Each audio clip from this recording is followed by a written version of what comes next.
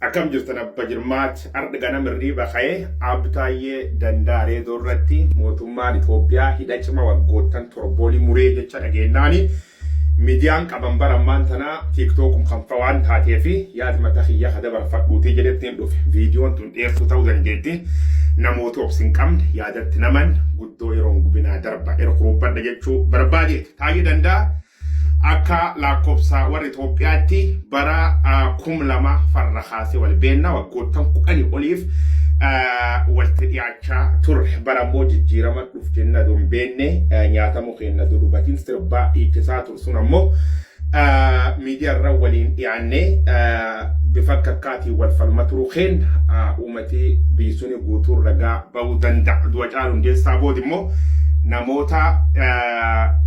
bunun muranii dabaanii jechaaf nu kaadhiman keessa abtaayyeen tokko ture. Immoo eegerratti gaafa alaqasa Abiy Ahmad Ali nam dhiig namaatiin taphate jarsuun an biyya baqadhe Keeniyaatti na bilbila jala fuudhee saati dheeraa walaasumne gochootii Du'a Caaluutiin durallee boodallee bifa kakkaatiin duulii nurra gaggeessa tursun duula dhugarra fagaate duul cubbuu ta'uu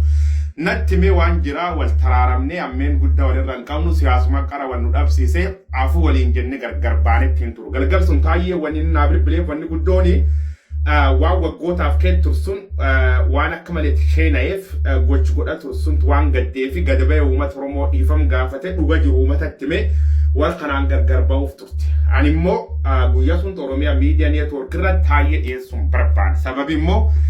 akkuma Caaluu Hundeessaa mucaa miskiina adamsanii arkituu fudhatanii qalansuun qalanii guyyoo qalma dhiyeesnaan jechuu waan danda'aniif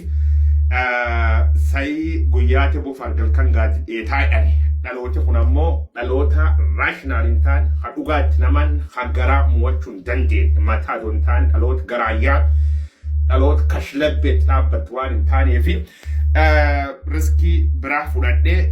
seenaa fi sammuu xiyyalle xureessuu hin danda'u. Taayee interview simtolchuu jedhettiin irratti Oromiyaa miidiyaa neetwoork murtaan gaafas fudhadhee OMN qofa doon taane riyyooti tiyya jabdunu nattaarte guyyoota muraasaaf una cufanii turan. Sababi immoo taayee qondaal guddaa ganga'u kanni dhufe waan itti dubbadhe jedhu ukkaamsuun qabduu naan jedhan. Ani ukkaamsinee waan kee darbetti na dhibee natti ulfaatee hin dandeenye maal jedhane boolla tokko sagal waraanuuf taati. Anam gam khiyaan kana geettuuti gaazexeessummaan dhuga baasu waan taateef laf dhugaan hin jirre laf haqi hin jirre keessa gaazexeessummaa dalaggeettu hojjechuu hin dandeettu waan taateef taayee dhiyeessuu hin danda'u jedheen maaliif nam biraatti hin dabarsinii naan jedhani. Taayeen immoo yoo ati na dubbiftu qof dubbadha ta'uu baannaan kaaftuuti immoo yoo najjeesan odeeffannoo tan uummata Oromoo biraan naagee jedhee kallattiin viidiyoo mamiin sagalee garsaati lama waraabee kaayee ture adunaa walaasa'uu jiru. Akken war faranjoota barkum lamaaf diddamlam Disembarii keessa jihan jechuu jiru makan keessa adu kallattiin taata'uu jiru poolisooti seenanii taayee qabanii manidhaa darbatanii waggaa tokko ture bahee jechuu saati dhuma gaaf taayee qaban taayee na waliin haasaa ture gaaf ammoo inni dhaaba'u aniin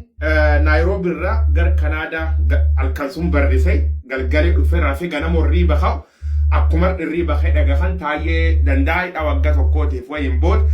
Manidhaati gad lakkifamee jecha dhaga'ee waan bilbilban naa bilbila ture jala kaasee walaasumne wal odeeffanne waan hedduu eegisuun leebalin naa walaasaa turre siyaasaan Itoophiyaa siyaasa jaldeessa qamalee eegan qatte waan turteef kan caala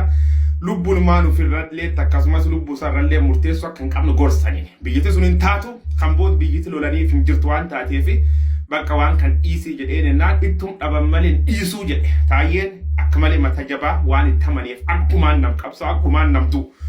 gatii inni fudhatee fagamma kabali qabaa fi ani immoo akka guyyoo waariyootti uummata kanaaf biyyi suniif namoota akkam waliin jiraannu kanaaf fedhe gatii lubbuu dhiisi halkan tokko dhamuun barbaadu jechuudha. Yeroo baay'ee naara wani naarsa dhalootum kanaaf itti dhiirta akka Caaluufaan gatii lubbuu baafte jedha akka malee